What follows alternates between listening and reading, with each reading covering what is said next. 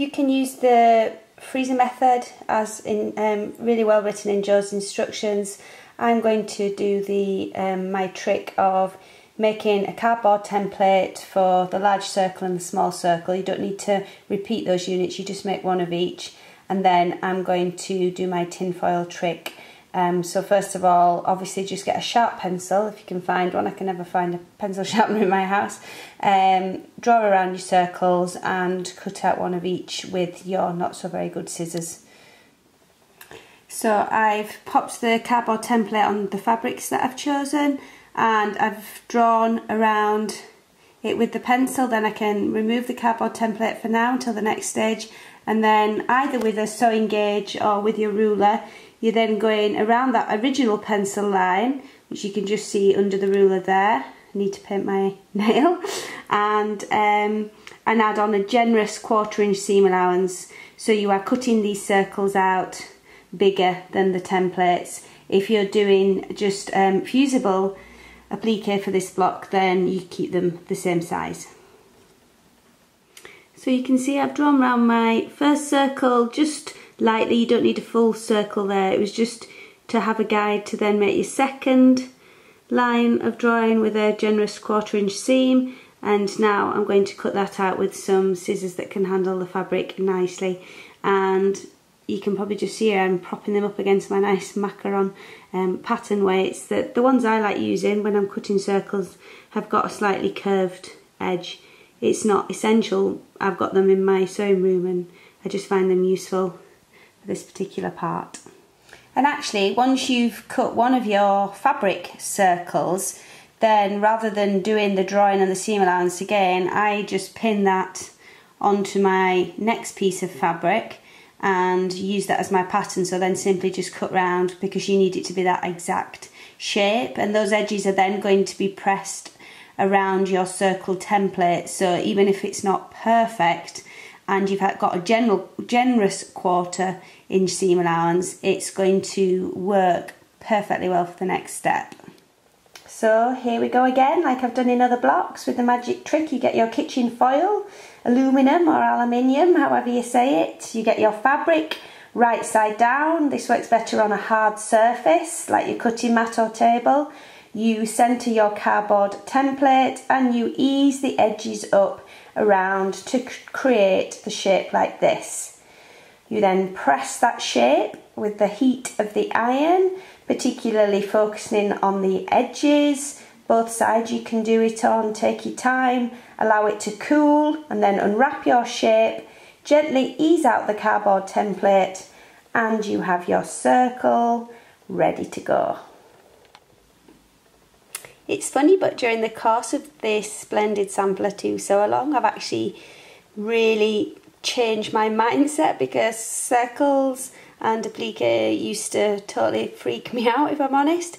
And this trick with the foil means that you just get lovely looking circles quickly. If there's a tiny bit you're not happy with, you can simply pop it back in the foil and have another go. And they just look really, really pretty. And especially using the Aurifil 828 as well to then attach them to the background, it's just become a much nicer process. And that's the good thing, I think, about a sampler quilt, is that it keeps pushing you out of your comfort zone and enables you to rethink some processes in quilting that you might have been frightened of or not willing to give a go. I've just cut out the background square. I'm using a cream print as well, this Liberty Wiltshire shade, but actually I have just made it a little bit bigger, like on some of the other blocks, because there's a lot of applique in this block and your edges can fray. I've added on some extra. So the first rectangle there, I've made it 3.5 inches by 7, and then I will take away the excess at the end. Okay, just prepare yourself now for a few measurements thrown at you. So in terms of placement, when you look at the diagram on my printed sheet, it actually measures, this square measures 3.25 inches, which means that it's half the size of the finished block.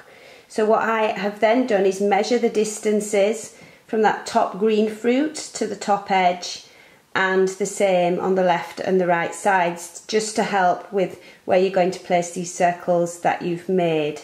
If you're then looking at this reference here, So the distance from the top fruit is 1/4 inch when it's measured on the diagram, which means on the finished block size that would be 1/2 inch. And because I've actually made my background rectangle bigger so that I can trim it down once I've done the applique, I'm making that distance there between the top edge of the block and the green fruit 3/4 inch. And I'm also doing the same on the side there, those distances between where the fruit ends. Doesn't have to be perfect, but I think that's helpful, because if you stick to the original measurements but you have cut your rectangle bigger, then it's going to end up a little bit tight. So initially it's good just to make sure you get your colour placement right, that your distances are about correct, and then obviously you're going to have to do it in layers, the stitching on and basting them in position. On this first fruit here, I have got it setting from the edge 3/4 inch, as we've just talked about, and I'm also saying that you're going to see about 1 inch of the fruit on the block, so the rest is going to actually be cut away. So obviously you're only basting the part that's on the background with your basting thread, and then you can slip stitch that one in place. Nothing else needs to be tucked underneath that one. So once you've got that basted and stitched in your preferred way, blind stitched, slip stitched onto the background, then you then add on the smaller circle, and so now that distance at the top is 3/4 inch, and that needs to come next in terms of how the fruits overlap. I'm using my Aurifil 828, which I really like. You just have to make sure that the tension when you're hand sewing is just as important as on the machine, so that you don't have any snapping, and make sure you use a suitable needle as well, because obviously if your needle is too heavy and too thick, then it's the thread is more prone to snapping when you're pulling it through, because you're putting more tension onto the thread. I don't know if this is right or wrong, but as I go along, I like to just press the circles or my applique once I've got them in position, and the background, just to ensure that you don't get bunching up and that you're not gathering it around the stitches as you go, in which case your tension will be too tight when you're stitching. So I just give this a little press and then I'll add on the next one. Obviously when you're stitching around these, you're aware that some parts are not going to be visible because they're going to be covered up by the next fruit. So if your stitches aren't as perfect in those places, then nobody will ever see. So to make the templates for the concave and convex elements of this block, then I have cut out directly from the instructions the concave part here. I've stuck it onto the sticky side of some masking tape, and then I've got some plastic that needs recycling, a milk carton again here, that I'm just going to stick that onto and cut out, and then I've got template plastic for drawing round straight onto my fabric. So now I've moved on to constructing the bowl, and I've got the template plastic which we've prepared, so it's simply drawing around that on the wrong side of your fabric and cutting that out. I did 2 at once, and the same here, I'll cut out the shape through both layers at the same time. And with a template like this, the plastic makes it more robust than the paper for drawing round. I just do a pencil line. I don't worry even if it's a darker pencil line on a lighter fabric, because it's all within the seam allowance in the finished block anyway. So I'll now cut that out and then show you how to sew this curve into this shape nicely on the machine. Jo's method explains how you put the right sides of the curves together and pin, but actually I find sewing curves easier just to do it freehand without any pins. And even though it might freak you out, I think you should try it on a scrap, and if you get to grips with it, it's a much quicker method when you're sewing curves.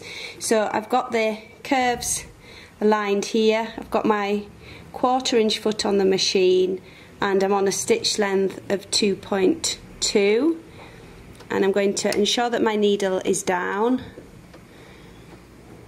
and then I'm going to just go very slowly. So do the first couple of stitches here, just ensure that my needle's down, and then as you work around, you're simply manoeuvring the fabric, so a couple of stitches each time, and just moving the edges together as you work around.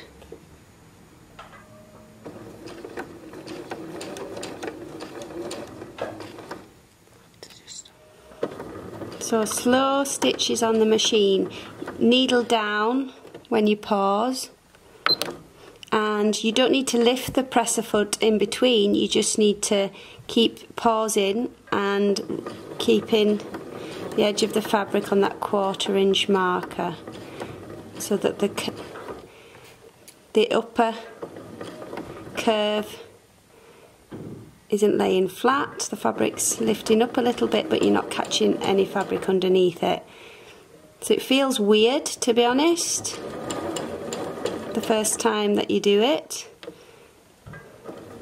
When you're getting close to the end, you just need to ensure that you twist this top fabric comes right round.